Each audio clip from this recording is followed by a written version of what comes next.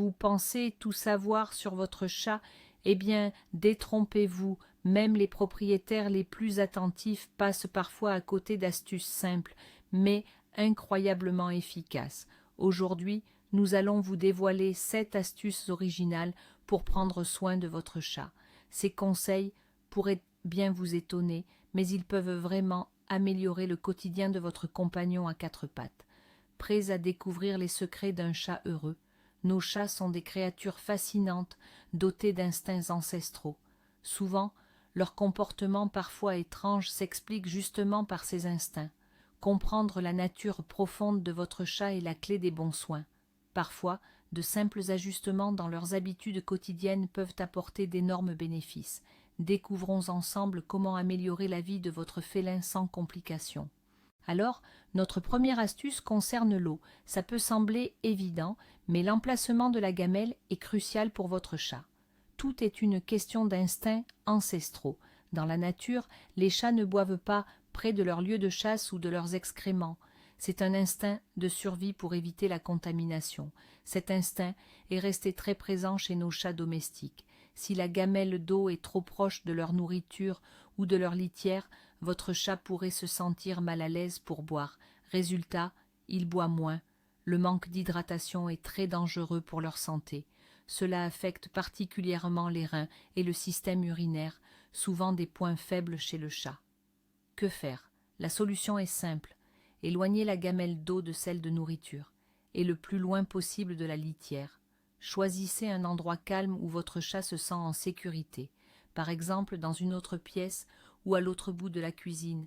Mieux encore, placez plusieurs gamelles d'eau à différents endroits de la maison. C'est particulièrement utile dans les grandes maisons ou si vous avez plusieurs chats. Ces multiples points d'eau l'encourageront à boire plus souvent tout au long de la journée. Et bien sûr, veillez toujours à la propreté. L'eau doit être changée tous les jours et la gamelle doit être nettoyée régulièrement. Cette étape simple, le bon placement de l'eau, améliore considérablement l'hydratation de votre chat, soutient sa santé et rend sa vie plus confortable en respectant ses besoins naturels. Ça ne semble pas évident, mais c'est essentiel. Abordons maintenant un autre aspect crucial, l'alimentation. Souvent, les propriétaires se plaignent que leur chat mange trop vite. Il dévore littéralement sa gamelle en un clin d'œil, ou inversement, le chat s'ennuie, ne montre aucun intérêt pour sa nourriture. Et parfois, il mange à satiété, mais reste sans stimulation mentale. Dans la nature, le chat ne fait pas que trouver sa nourriture. Il chasse, il traque, poursuit, capture. C'est tout un processus qui demande du temps et de l'énergie. La gamelle classique élimine complètement ce processus. La nourriture est juste là, à disposition. C'est pratique pour nous, mais pas toujours bénéfique pour le chat. Alors, que faire? Essayez les gamelles interactives, ou comme on les appelle aussi, les jouets distributeurs de nourriture. Ce sont des dispositifs spéciaux où la nourriture n'est pas immédiatement accessible. Le chat doit faire un effort pour l'obtenir. Pousser les croquettes avec sa patte, les faire sortir des trous, résoudre un petit parcours. Cela transforme le repas ordinaire en un jeu stimulant, une sorte de mini-chasse. Quels sont les avantages de cette méthode? Premièrement, le chat mange plus lentement. Cela améliore la digestion et réduit le risque de suralimentation ou de vomissement. Deuxièmement, c'est une excellente stimulation mentale et physique. Le chat fait travailler son cerveau et son corps. Cela aide à réduire le stress et l'ennui. C'est particulièrement pertinent pour les chats qui passent beaucoup de temps à l'intérieur. Il existe une grande variété de ces gamelles, des simples balles avec des trous au labyrinthe et tours plus complexes. Vous pouvez commencer par quelque chose de simple ou même en fabriquer une vous-même. L'essentiel est de faire travailler un peu votre chat pour sa nourriture. Ce n'est pas seulement bénéfique, c'est aussi très intéressant à observer. De cette façon, vous aidez à satisfaire leurs instincts naturels et vous rendez le processus du repas plus significatif et plus sain. C'est un petit changement qui apporte de grands bénéfices. Parlons maintenant du bac à litière, un endroit auquel beaucoup de chats accordent une importance particulière. Et parfois, des problèmes peuvent survenir. L'un des conseils les plus courants qu'on entend est de multiplier les bacs ou d'utiliser des litières spéciales et coûteuses. Mais il y a une astuce toute simple qu'on ignore souvent. Elle est liée à la taille du bac lui-même. Avez-vous déjà remarqué comment un chat se prépare à faire ses besoins? Il tourne en rond, gratte, choisit l'endroit. Tout cela demande de l'espace. Les bacs à litière standards qu'on trouve en animalerie sont souvent trop petits. Ils sont peut-être pratiques pour nous, pour gagner de la place. Mais pour le chat, c'est comme essayer d'utiliser des toilettes minuscules dans un avion. Inconfortable, exigu, source de stress. Le chat a besoin de suffisamment de place pour se retourner, s'étirer complètement, gratter et recouvrir à l'aise. Si le bac est trop petit, le chat peut commencer à ressentir du stress et même carrément refuser de l'utiliser, ce qui peut mener à des accidents en dehors du bac. La solution? Essayez d'utiliser quelque chose de plus grand qu'un bac classique, par exemple une caisse de rangement en plastique. Oui, une toute simple, comme celle qu'on trouve dans les magasins de bricolage ou grande surface. Choisissez une taille suffisamment grande. Les parois ne doivent pas être trop hautes pour que le chat puisse y accéder facilement, mais pas trop basses non plus pour que la litière ne soit pas éparpillée partout. Ce type de bac est beaucoup plus spacieux. Il offre au chat une liberté de mouvement, lui permet de se sentir plus à l'aise et en confiance, et en général il coûte moins cher qu'un bac à litière spécialisé de grande taille. C'est une méthode simple mais très efficace. Elle aide à prévenir les problèmes de malpropreté et rend la vie de votre chat beaucoup plus agréable dans l'un des lieux les plus importants pour lui. Essayez et vous verrez la différence. Notre prochaine astuce aborde un sujet délicat pour beaucoup de propriétaires de chats, les griffoirs et comment protéger vos meubles de leurs coups de griffe. Souvent, on achète un griffoir, mais le chat l'ignore et continue de faire ses griffes sur le canapé. Mais alors pourquoi? Encore une fois, tout s'explique par les instincts du chat. Les chats ne font pas leurs griffes juste pour le plaisir. Ce n'est pas par malice, mais une véritable nécessité pour eux. Ils usent ainsi les couches mortes de leurs griffes.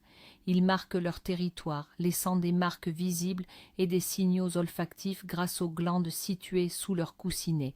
Ils s'étirent aussi pour entraîner leurs muscles. Pour que votre chat choisisse le griffoir plutôt que votre fauteuil préféré, il doit être vraiment attractif pour lui, et c'est là qu'interviennent quelques points auxquels on ne pense pas forcément. D'abord, le matériau. Tous les chats n'apprécient pas le sisal. Certains préfèrent le carton, d'autres encore le bois ou la moquette. N'hésitez pas à essayer différents types, mais encore plus important, la stabilité et la hauteur. Le chat doit se sentir parfaitement en sécurité lorsqu'il fait ses griffes. Si le griffoir bouge ou n'est pas stable, le chat risque de ne pas l'utiliser. Il doit être suffisamment solide et bien stable. Et la hauteur, n'oubliez pas que les chats aiment s'étirer de tout leur long en faisant leurs griffes. Les poteaux à griffer standards sont souvent trop courts. Le chat ne peut pas s'étirer correctement et il préfère donc les surfaces verticales comme le dossier du canapé ou l'encadrement de porte. Un griffoir idéal doit être suffisamment haut pour que le chat puisse s'étirer complètement sur ses pattes arrière et faire ses griffes tranquillement avec ses pattes avant. Enfin, placez le griffoir à un endroit stratégique, là où le chat aime dormir ou passer beaucoup de temps, ou même juste à côté de l'endroit qu'il a déjà commencé à griffer. Offrez-lui une meilleure alternative. Un griffoir vertical, stable, suffisamment haut et fait d'un matériau qu'il apprécie. C'est bien plus efficace que d'en choisir un au hasard. Aidez votre chat à satisfaire son instinct correctement et vos meubles seront en sécurité. Passons au 5e conseil. Il porte sur l'importance de la hauteur pour les chats. Beaucoup de propriétaires sous-estiment ce besoin, mais pour un chat, l'espace vertical a une importance capitale. Pourquoi? Encore une fois, c'est une question d'instinct. En hauteur, un chat se sent en sécurité.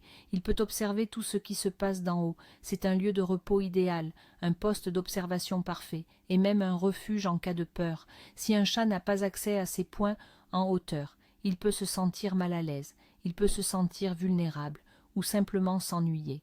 Alors, comment utiliser cette connaissance? Aménagez des espaces pour votre chat à différentes hauteurs. L'option la plus simple, libérez une étagère dans une armoire ou une bibliothèque, y déposer un coussin moelleux, ou l'autoriser à se prélasser sur le rebord d'une fenêtre. Si possible, installez des étagères murales spécialement conçues pour les chats, ou un arbre à chat, ce complexe multiniveau. Plus votre chat a accès à différentes hauteurs, mieux c'est. Cela peut être un lit en hauteur, une étagère murale, ou même le dessus d'une armoire de cuisine, à condition que ce soit sécurisé. Ces endroits ne font pas que procurer un sentiment de sécurité au chat. Ils enrichissent son environnement, ils lui offrent aussi des opportunités supplémentaires de jeu et d'exploration. Si vous avez plusieurs chats, l'espace vertical les aide à se répartir le territoire et à éviter les conflits. C'est une manière simple de rendre votre maison plus intéressante et sécurisée pour votre félin. Et vous verrez avec quel plaisir il utilisera ces nouveaux postes d'observation. Essayez de voir le monde à travers les yeux de votre chat, depuis les hauteurs. Voici une astuce qui concerne le toilettage, c'est-à-dire l'entretien du poil de votre chat. Pour beaucoup de chats, surtout ceux à poils longs, le brossage régulier est essentiel. Il aide à éviter la formation de nœuds, réduit la quantité de poils ingérés et rend le pelage sain et brillant. Mais que faire si votre chat déteste catégoriquement la brosse, s'il siffle, griffe ou s'enfuit à sa vue? Bien sûr, on peut habituer progressivement le chat à la brosse en l'associant à quelque chose d'agréable comme une friandise. Mais il existe une autre méthode, moins évidente. Elle s'appuie, là encore, sur le comportement naturel des chats. Les chats sont très propres et se lèchent constamment. Pour cela, ils utilisent leur langue râpeuse. Mais ils aiment aussi toiletter les autres chats, voire leurs humains préférés. Imaginez simplement votre chat vous léchant doucement la main ou les cheveux. Il ne fait pas ça uniquement pour se nettoyer, mais aussi pour montrer son affection et déposer son odeur. Alors, que pouvons-nous faire? Au lieu d'imposer la brosse, essayez d'imiter ce léchage naturel. Utilisez vos mains, caressez simplement votre chat, mais pas n'importe comment. Utilisez des mouvements doux et légers, dans le sens du poil, en imitant les mouvements de la langue. Certaines personnes utilisent même un gant de brossage spécial, avec des picots souples en caoutchouc. Cela est ressenti par le chat comme une caresse affectueuse, et en même temps, ça aide à récolter les poils morts. Cette méthode est souvent beaucoup mieux acceptée qu'une brosse classique, surtout sur les zones sensibles ou chez les chats qui ont eu de mauvaises expériences avec le toilettage. Attention, cela ne remplacera pas un toilettage en profondeur pour les chats à poils très denses ou longs. Mais c'est un excellent moyen de maintenir le pelage en bon état entre les toilettages plus poussés. Et surtout, cela renforce votre lien avec votre chat.